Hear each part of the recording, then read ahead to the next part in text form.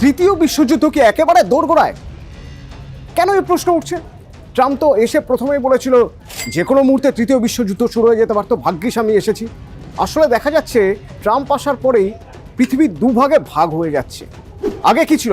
আগে ছিল ঠান্ডা যুদ্ধ, আমেরিকা আর সোভিয়েত রাশিয়ার মধ্যে। সোভিয়েত রাশিয়া ভেঙে খান খান হয়ে গেল। তারপর থেকে এই দুই মহাশক্তিধর দেশ একে অপরের পক্ষে লড়ছে, এরকম খুব একটা বড় করে দেখা যায়নি, এবং তার জন্য বিশ্বযুদ্ধ হয়ে যাবে এরকম ভাবা যায়নি। কিন্তু এখন ভাবা যাচ্ছে। আচ্ছা, এখন কোথায় যুদ্ধ চলছে? Russia Ukraine. রাশিয়া একের পর এক আক্রমণ শানাচ্ছে ইউক্রেনের উপর। কিন্তু এখান থেকে তৃতীয় বিশ্বযুদ্ধ কিভাবে হবে? সবচেয়ে বড় কারণ হলো কদিন আগের সেই ছবি ওভাল হাউসের, যেখানে দেখা যাচ্ছে জেলেনস্কিকে কোনো কথাই বলতে দেওয়া হচ্ছে না। জেলেনস্কিকে একসময় উঠে চলে যেতে হলো। অর্থাৎ জেলেনস্কির সঙ্গে কোনো রকম কোনো সমঝোতায় যেতে চাইছে না ট্রাম্প। এদিকে আবার ট্রাম্প যখন তাকতে বসেছে তখন ট্রাম্পকে শুভেচ্ছা জানিয়েছে সবার আগে কে? পুতিন। অর্থাৎ আমেরিকা আর রাশিয়া এখন ভাই ভাই। আর বাকি সব বিশ্ব কেন? বাকি সব বিশ্ব কারণ ইউক্রেনের অপমান ইউরোপের অনেক দেশই মেনে নিতে পারছে না। ব্রিটেন, ফ্রান্স, তারা বলছে যদি দরকার হয় তো তাহলে পরমাণু যুদ্ধ হোক। নিউক্লিয়ার অ্যাটাক করতে ফ্রান্স তৈরি, ইউরোপকে বাঁচানোর জন্য দরকার হলে নিউক্লিয়ার অ্যাটাক করা হবে। আচ্ছা, সত্যি কি নিউক্লিয়ার অ্যাটাক হতে পারে? পরমাণু যুদ্ধ হতে পারে? তাহলে তো ভয়ানক ব্যাপার হতে পারে। যদি তাই হয়ে থাকে তাহলে কোন দেশের হাতে কতটা ওয়ারহেড আছে দেখে নেওয়া যাক। ওয়ারহেড মানে হলো নিউক্লিয়ার উইপেন, কার কাছে কতটা আছে। এদিক থেকে কিন্তু বাজিমাত করে ফেলবে রাশিয়া আমেরিকা। তার কারণ সবচেয়ে বেশি ওয়ারহেড রাশিয়া আর আমেরিকার কাছে আছে। প্রত্যেকটা দেশের কাছে 5,000 নিউক্লিয়ার বোম রয়েছে। মানে 5,000, 5,000, 10,000। আমেরিকা রাশিয়া যদি হাত মেলায় বাকি বিশ্বের কারো কাছে এত নিউক্লিয়ার বোম নেই। কিন্তু তারপরেও এই হুমকি, এই হামলা করা হবে কোন সাহসে বলছে? হিসাব করে দেখলে দেখা যাবে ফ্রান্সের কাছে 300 নিউক্লিয়ার বোম রয়েছে, ব্রিটেনের কাছে 250 নিউক্লিয়ার বোম রয়েছে। আর একটা দেশের কথা মনে রাখতে হবে, যারা সবসময় মহাশক্তিধর দেশ হিসেবে নিজেদেরকে পরিচিতি দিয়ে এসেছে, চায়না বা চীন। চীনের কাছে কতগুলো ওয়ারহেড আছে? চীনের কাছে 500। এবার যদি ধরা যাক যুদ্ধ হয়, ওদিকে 500 হাজার রাশিয়ার আমেরিকার কাছে, আর এদের সব মিলিয়েও তো অতটা হচ্ছে না।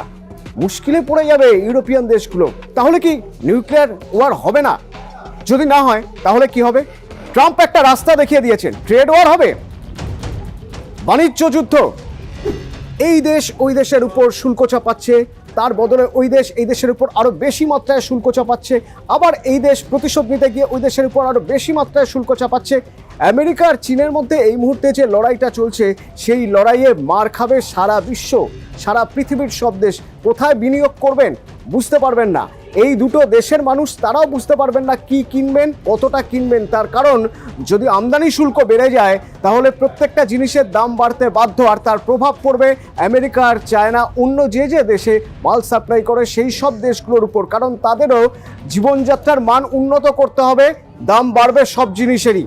সুতরাং এ এক ভয়ানক যুদ্ধ, এবং এই যুদ্ধের জায়গায় চীন সরাসরি হুঁশিয়ারি দিয়ে রেখেছে আমেরিকাকে, যে কোনো রকম যুদ্ধে তারা প্রস্তুত। সে শুল্ক বাড়ানোর যুদ্ধ হোক বা অস্ত্র পরীক্ষার যুদ্ধ হোক। ইতিমধ্যেই সেনাবাহিনী আরও বেশি মজবুত করার জন্য বাজেট বরাদ্দ বাড়ানো হয়েছে। চীনে এই প্রথম এতটা বাজেট বরাদ্দ বাড়ানো হলো তাদের প্রতিরক্ষা খাতে, অর্থাৎ সেনাবাহিনী বাড়ানোর জন্য। কিসের ইঙ্গিত? সরাসরি ব্যাটেল ফিল্ডে নামার ইঙ্গিত। যদি তাই হয়ে থাকে তাহলেও সেখানে রাশিয়া থাকবে এগিয়ে। কেন রাশিয়া এগিয়ে? কারণ পৃথিবীর মধ্যে এখনো পর্যন্ত সবচেয়ে বেশি সোলজার, অ্যাক্টিভ সোলজার রাশিয়ার 15 লক্ষ, চীনের একটু কম 12 থেকে 10 লক্ষ। সেটাই আরও বাড়িয়ে 15 লক্ষর বেশি করতে চাইছে চীন, আর সেই জন্যই বাজেট বরাদ্দ বাড়ানো হয়েছে প্রতিরক্ষা খাতে।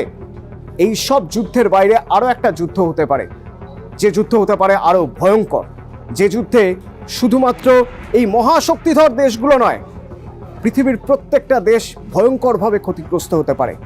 বায়ো ওয়ার, নিউক্লিয়ার ওয়েপেনের থেকেও মারাত্মক বায়ো ওয়ার। কোনো কেমিক্যাল নিয়ে যদি যুদ্ধ হয়, কোনো কেমিক্যাল যদি একটা দেশ আরেকটা দেশের কাছে পৌঁছে দিতে পারে, তাহলে সেই দেশের যে পরিমাণ ক্ষতি হবে, সেই ক্ষতি কয়েক শতাব্দীতেও হয়তো মেটানো সম্ভব হবে না। আর সেই লড়াই যদি হয় তাতে চীন যে এগিয়ে আছে তা বলাই বাহুল্য। তার কারণ আপনাদের নিশ্চয়ই কোভিডের কথা মনে রয়েছে। সেই করোনার সময় সেই লকডাউন বলা হয়েছিল চীন নাকি ইচ্ছে করে বাজারে কোভিড-19 ছেড়ে দিয়েছে।